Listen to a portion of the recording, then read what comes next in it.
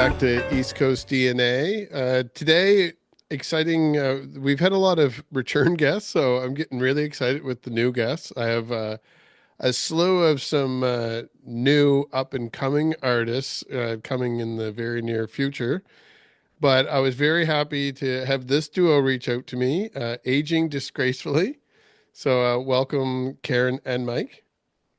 You. Well, thank you for having us.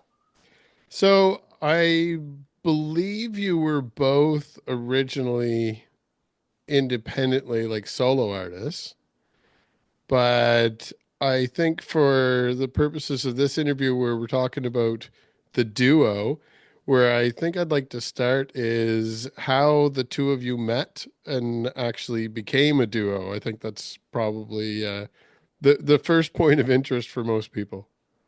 Well, I'll let Karen take that. Yeah. Yeah, we both attended a songwriters workshop in Shelburne, where Mike lives, and it was put on by Dave Gunning, Mhm. and we were having a great time. And then we had a showcase event where I sang one of my um, more crazy songs about being a postmenopausal babe. Mhm. And Mike kind of loved it. Afterwards, said, "Oh my God, I love your voice." And then I heard Mike play, and I said, "I love your guitar. Let's do something together." So I had written a song, a holiday song. So I reached out to Mike and said, "Let's try this." And so it began. And away we went. And so at this point, like you mentioned, Mike, you're located in Shelburne. Yep. So Shore, Nova Scotia. Yep. And where then, Karen, are you located? I'm in Park Corner, PEI. So I'm curious where you are a duo. I mean, it's not like it's completely out of the question. I know lots of bands that have members all over the East Coast. But how do you collaborate most frequently? I'm thinking more so not even necessarily writing a song, but if you're performing live and writing songs, then you must practice. So like how do you collaborate and keep in touch and know the vibe of the other person so that when you get out there in front of the public, you Yeah, already it's have a that great down pat. question. That is. Yeah. So we collaborate like we're doing right now. Yeah. Um, it's kind of funny that we haven't performed live together a ton, but when we Okay. do, we laugh because we rehearse 15 minutes before we go on stage. Basically. Yeah. That's Well, amazing. I think we've both been at it long enough now that, as long as we get a rough idea what we're doing, a 15, 20-minute rehearsal usually works out. Um, but there are some more complex songs on this album that are going to take a lot more time. The ones that we've performed so far are fairly straightforward tunes, so not a big deal. Especially we did a couple of songs at the I do an annual Christmas show at the Osprey Arts Center, Hmm. and a couple of those songs were fairly complex. But I kind of ran through my local band that I play in here. I kind of ran them through it a few times, and it turned out just fine with one run through. Amazing. But when we do our release, we are going to do some release shows when Yeah. Mike has just had some shoulder surgery, so we're kind of Mhm. waiting. Yeah, broken wing. But when we do release shows, we will definitely get together, rehearse a Yeah, little bit. yeah, And so we will get into the album itself because I would like to get into a little bit of the behind the scenes on it and some of the people that helped you put that together. You already mentioned Dave, and I'm biased because I'm in Pictou County. So yes, obviously, I like that you get a little plug for my region. yeah. But as far as the duo concept and the name of the duo. I liked it immediately. I like a little tongue in cheek and puns and stuff when you can get them in there, and the music industry's full of them. Yeah. But I do find it interesting as well how I mentioned at the beginning of this conversation too that I have a lot of new to me artists that are up and comers, but where you're both already established artists out there in the field, and now you're collaborating together, like I know that there's meaning behind the name, but maybe in your own words, if you want to tell the viewers where the name came from. Karen. Well, I'll start with that one. So the music industry has a lot of ageism. Hmm. Um, especially if you're a woman, but for everybody, there's not a lot of music out there that speaks to people living in the second half of their lives. There just isn't. So people in our generation don't hear songs that are particularly relevant to us. And there's always this sense of, when you're done in music, when you kind of hit 30 or 40. It's like, no, no, we don't believe that at all. So Not at all. some of the themes of some of our songs address that. So Mike and I were thinking, so what are we going to call ourselves? And we just couldn't come up with anything. And then one day I had an injury and he had an injury, and we just kind of jokingly said, "Oh man, we're just aging disgracefully." It's like, yes, we are. There it is. I love it. When I first heard about you and was researching, I actually, and if any of the people I'm referencing are watching this, they'll know who I'm talking about, but I'm not using names. I had mentioned it to a close friend, just the name and the whole concept there. And we both likened it to a local duo that's still in the earlier part of their career, but we could see that in the future that they kind of will be backfilling your shoes out there. Love Good. that. So That's Fantastic. awesome. I like the theme. I like to see the spirit of it, and it, like I said, it's a good contrast to. I often like to have young artists on here to kind of give them the opportunity to say like, "Hey, look at me a little bit too," because there is a lot of established people out there. It's a very, very, very busy industry, especially now. There's a lot Exactly. of people out there hustling to get those live gigs out there, and in the digital era, it's a lot easier to get stuff on the market. So it's a big market out there. So It's crowded. Yeah. yeah, I do like that you are a reflection of the other side of that too, because you're not done. You're still going. It's not an age thing. And myself, I don't reference it as much as I don't think I do. I probably do more than I realize, but I'm actually significantly older than most people assume based on the activities that I'm up to, going to shows to all the time. So I do see that from a different point of view as well, where people, when they do know my age, is like, "What are you doing out at 2 o'clock in the morning?" I'm like, why was it fine 5 minutes ago before you knew the date that I was born? Yeah. So Exactly. I Exactly it. definitely, yeah, I see that. And I know a lot of artists that not just like established artists, but people that are in the second half of their life that are deciding, like, I have more free time because I retired or I'm an empty nester now, which I can kind of relate. My kids are getting older now too. So you pick up new hobbies and activities like I did with the podcast. So I could definitely can relate. And I think that it's important that there is that voice and representation out there too. So definitely kudos to you for just putting it right there in front with the marketing. So it kind of highlights it. It's a unique twist, but it's also something I think that the industry does need to see that out there. Yeah. It's fun. Exactly. Exactly. I'm a bit older than Karen, quite a bit actually. And in my situation, I've been banging around in bands and doing that, playing shows from 9 o'clock till 2 o'clock in the morning for 30 odd years. And I was thinking to myself, I can't do this anymore. About 10 years ago, I stopped doing it actually. Mm-hmm. But you look forward to, well, what am I doing here? What do I want to do? And seeing Tara Spencer's a good friend, and seeing her develop over the last, I don't know, 6 years or so, just amazing. And I was like, Mm-hmm. she's inspired me a lot. Let's put it that way. Get out there and do it. Yeah, Yeah. that's one thing that's been common theme with. I mean, I focus on East Coast artists, so I'm going to say on the East Coast music scene, that's been the common advice from artists that I've talked to is just do it. Like Yeah, don't find a reason to not do it. exactly. Just Yeah, do it anyway, even if Do somebody it. says you shouldn't I do love it. it too Do it. much. Yeah, Yeah. it keeps me sane for sure. Yeah. Playing music. Yeah, gotta Are do you saying? Yeah. Semi. keeps you going. Keeps you Keeps me going. Let's going. go with That's that. right. Keeps me Yeah. going.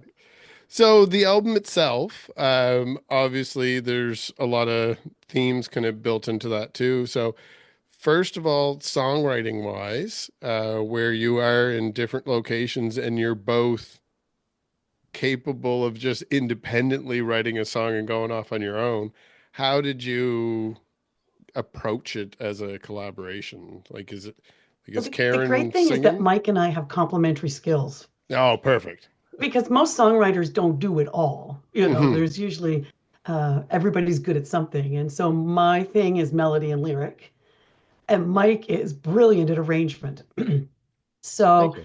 what usually happens is usually after I've been driving in my car and pulled over and sung into my phone, I type up some lyrics and ship it off to Mike and say, "What do you think?" And then what do you do, Mike?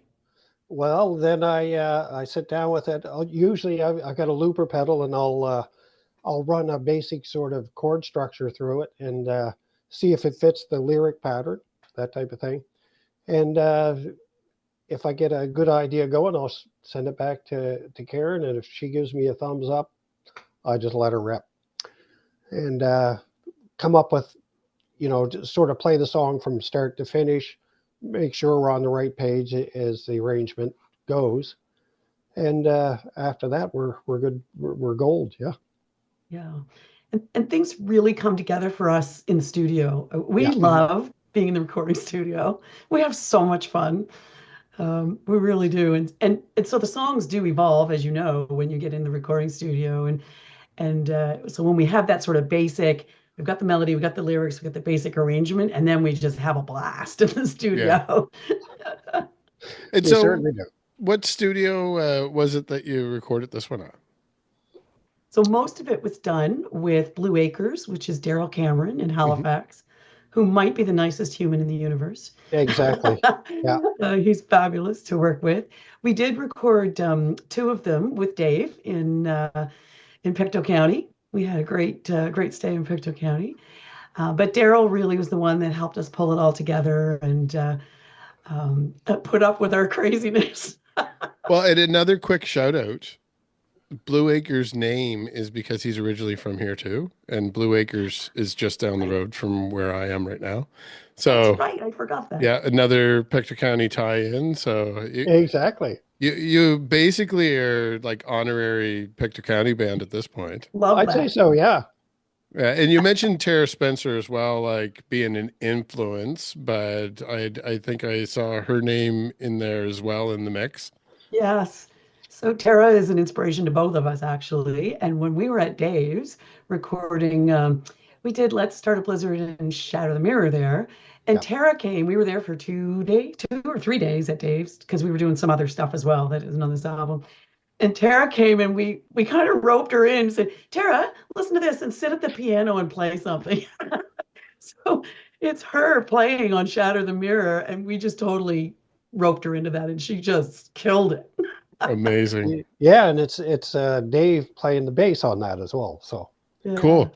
Now, see, those are the stories I like to uncover too, because a lot of times when I'm talking about what I do rather than talking to an artist and asking them questions, I do say that I like those stories. And I like to, even though I know from a press release point of view, some of the stories are artificially maybe exaggerated in some spots, but those collaboration points and those stories where people actually did have that connection.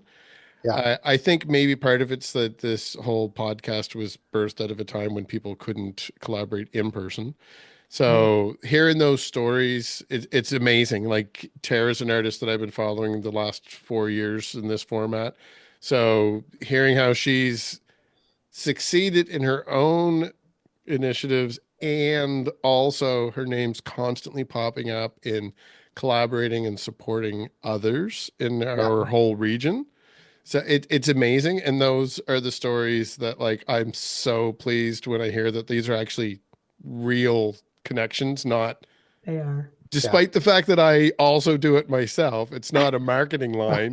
It's an actual true interaction that happened. Like I think that's probably what keeps me in the East Coast is Oh yeah. you really can feel it when you hear those stories too, and It's you can true. see it in your faces when you're talking about those people too. And where I'm familiar with Dave and Tara and Daryl, I know of Yeah. all of them. I definitely can imagine those interactions. So it sounds like you had an amazing opportunity and took full advantage of it. Oh, and we laughed so much. Oh my gosh, I just thinking about some of the like when we recorded Black Stockings in Daryl's studio. We had to stop because we were laughing so much. It was awesome. That to me is the best. I love that. I Yeah. love when, there's a bunch of us figuring something out and just having the best time. That's so fills my cup. Love it. Yeah. I was. She asked me to do the vocal part on Black Stockings, and I walk up to the microphone, and there's a set of Black Stockings hanging off the microphone stand. So that Amazing. got me going. But yeah, it was a lot of fun. And with Dave and Tara, they're both so good at inspiring you and helping you through the process. Just amazing people. Yeah, no, I And I'd love Dave. forgotten that Dave was a bass player Yeah, Yeah. I was and a good actually one. like, I didn't react much to it when you said it, but it just seems like, yeah, of course, why wouldn't he be?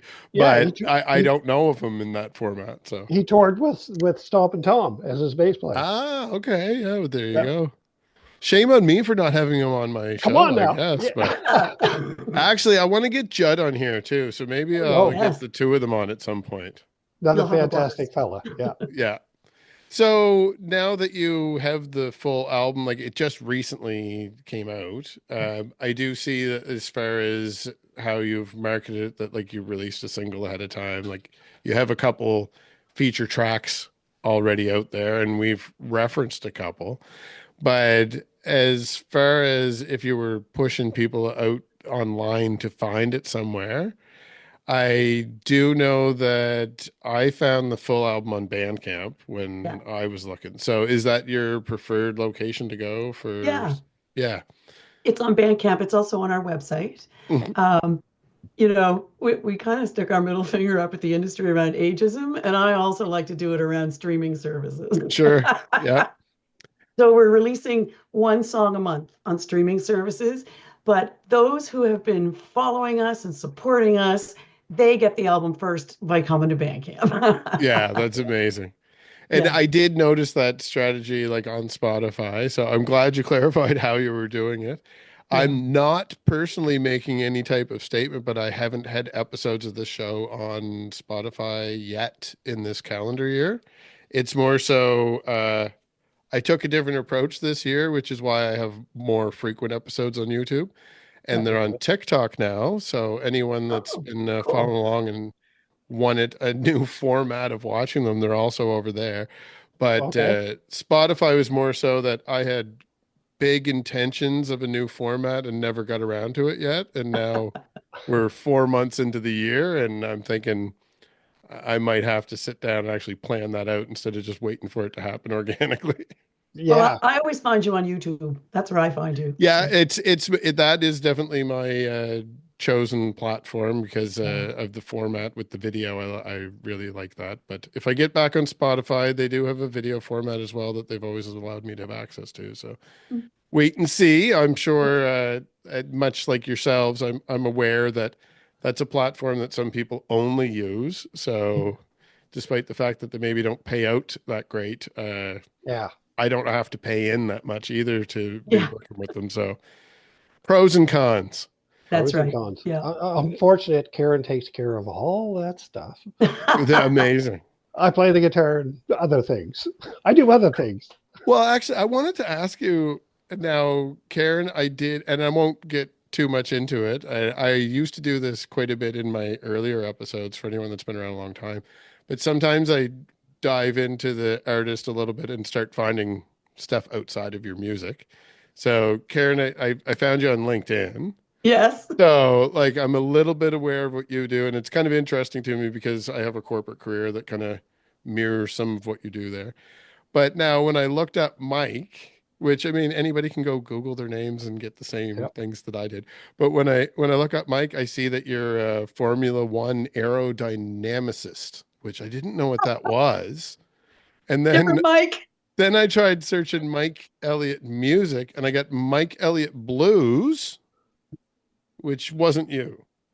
So I did find that very interesting, but thankfully for anyone that wants to know more about the band, if you Yeah, search for Aging Disgracefully, it comes right up and you have a web page, which is very yeah. convenient for everyone to go to. Social media. Who's looking after social media? Is that Karen as well? That's Karen. Yeah, Yeah. as you can tell, Pretending. you I'm can't find pretending me. I know what I'm doing. Yeah. So it's Instagram, probably Instagram and Facebook, yeah. And yeah. we've been really fortunate. We've had some support from a creative consultant who I used to work with years ago, Caitlin Hamlin. She's been great helping this somewhat social media challenged individual figure out what to do. Yeah. Well, it's funny, and the reason I asked that too, it's kind of a reflection too of what we were talking about earlier as far as ageism. When I did start this, I mean, sometimes I forget I've been doing this for a few years, but 4 years ago wasn't that long ago in the timeline of my life. And when I started, I didn't know how to use an audio interface, and like I didn't know what an XLR cable was. I didn't really know how to put an overlay on a video. Like I I didn't don't. know how to use Instagram. The first time I used Instagram was in 2021. Okay. So I mean, there's no reason that we can't do whatever we want. It's just if it comes down to how healthy are we and do we have like the motivation and At the energy? time, it's time. Yeah, When I have other jobs and it is right. time consuming doing all Yeah, that stuff, but worth definitely. it. Yeah, It is. I'm working on it. yeah, yeah.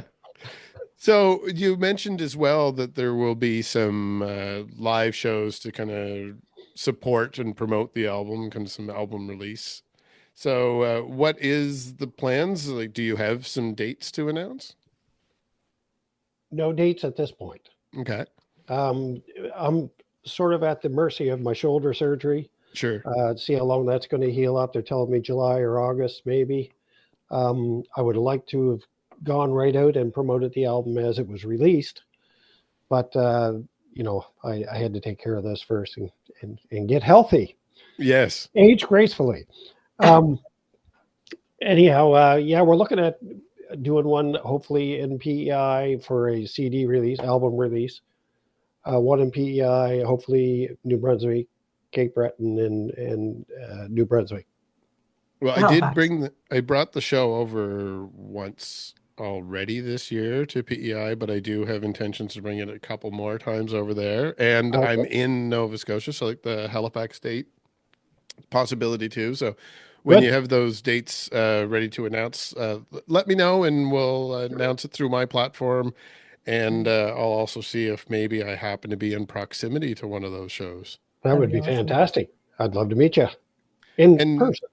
yes, if there's anybody that's new to you that wanted a taste from the album, like we'd already mentioned a couple of the specific tracks, but from the point of view of the two of you, I'm curious, like what would you point someone to as an introduction to the band? Is there a specific song that kind of screams the whole dynamic to you, or are they Mm. each little babies and you can't separate them? What would you pick, Mike? Probably Shatter the Mirror. Yeah. Probably Shatter the Mirror and Black Stockings is we had here Ian Sherwood come in and do saxophone on that as well, Amazing. and that guy's got some talent. Holy smokes! But yeah, I mean it's I love it because actually when Karen first approached me with it, I was like, I don't know about this because it's I don't know if you've seen the lyrics, but holy smokes! It's And saucy. it's just like her. Anyhow, it's a powerful little tune, and we had a lot of fun doing it, and it kind of speaks to where we're coming from, I think. Yeah. Amazing. Yeah, I'd agree. Shatter the Mirror is kind of the introductory tune. It kind of speaks to the lyrics, speak to what we're about. It's just, it doesn't matter what society's expectations are of you, be your own Hmm. authentic self. That's what that song is about. And it's also a really traditional, 12-bar blues song. We kind of wandered all over the blues with this album. Like there's folk blues and there's, Uh, really more traditional blues and Hmm. there's rock blues. my But my that my one's son really quite traditional. So I would say that would be where I would start. my son corrected me on that. It's not a 12 bar. It's a 4/4/8. Oh, My son plays in a band in Halifax. He's a lot more technical than I am. Let's put Oh, it that there you go. What's the band name? Might as well give them a shout out. way. Brightview, Well, there you go. Steve So Elliott. Yep, shout out to Steve and Brightview. We'll have them on in the future as well. definitely talk to Rob Bedwood. There you go. Amazing. So I'm gonna tell people that they should be following you online so they can keep up with those dates when they do come around. Mike, definitely wish you speedy recovery because I'd like to see you out there performing these songs as well. Thank you. I'm curious now for yourself, Mike, in the meantime, like what you've got a million guitars in the background, and it's not just a background that you're virtually added, like that's legit what's behind you. That is. So what else do you have on the go before we let you go that we could maybe point people at? Are you just a collector? I know you play. No, I collect a bit. It's just collecting is something I started maybe about 6, 7 years ago. So I used to have a music store in Shelburne at one Okay. time for about 15 years, but the economy and everything went to you know, Yes, exactly. and so uh, for me, I play a little bit around Shelburne here. I do some stuff for Boxing Rock Tap Room. Uh, Okay. and I've got a band here that we just do cover stuff, having fun with that.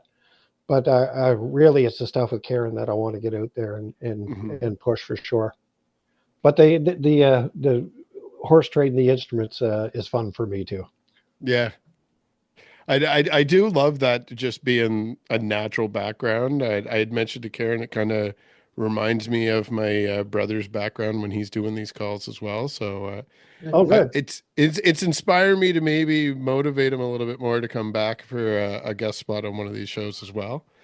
And now, Karen, yourself, in the meantime, for you, I mean, obviously, you've got a busy career that we had already mentioned as well, but on the music end of things, is there anything that you're up to in the meantime while you're waiting for this? Yeah, actually, there's a few things on the go. Just finishing up a couple of songs that, again, Daryl is helping me fine tune. There's two of them. And then Daryl and I have co-written a song, Cool. actually, that we're getting produced by someone else. So he has the fun of being produced by someone else. It's actually the producer I worked with in Nashville Cool. for a couple of the country tunes that I've done. So yeah, Fantastic. that goes, we start working on that next week, I think, actually. So yeah, there's all kinds of fun things on the go. And of course, I just told Mike this. I've got another one for us almost ready to ship off to him. So we're not Amazing. we're not stopping We're not creating stopping. until the No, album's we're done. I love it. I think that's you've kind of set yourself up now too, where the representation that you've offered out there, that you kind of have the onus to not stop now. Yeah, So that's exactly. right. Yeah. I'm expecting I'm going to see you at some point out on the road as I'm out on my travels as well. But as I mentioned, definitely keep me up to date with what's happening on your end. And it sounds like maybe down the road there might be an opportunity to have you each back for your own solo episodes to talk about what you're up to as well. Right on. Anytime. Sounds Well, good. thanks for joining us again. And for anyone that stayed along to the end, we'll leave you with our usual musical treat. Oh, and what's this? You got CDs? Yeah, Yeah. Oh, We're so old. this is everyone's got to go check out Bandcamp like immediately then. Well, you can open up a new tab. You can keep listening to the song and then flip over to Bandcamp. love it. So what is the recommended? I know Bandcamp you can pay over the listed Yeah. price, but what's the recommended price point on that? So for a download, because you can download as MP3, the recommended is 10, and for the CD, it's 20. Plus, there's a little bit of shipping on there, just to cover the postage. Amazing. I love it. If I had a different setup and I could rotate my camera, there's probably about 700 to 800 CDs like just off to my left here. Send me your address and I'll Yeah, I send was you going to it. say I'll definitely have to add Cool. another one to the collection here. So Yeah, Definitely. I'll just send very you one. excited to see that. Good catch, Mike. Yeah, I almost let you go without getting to a physical media question. I would have been kicking myself. Oh no, we got it. Amazing. Well, thank you guys again, and we'll definitely be talking in the future. Thank you. See you, everyone. Thank you very much for your time. Take care. Bye, Karen.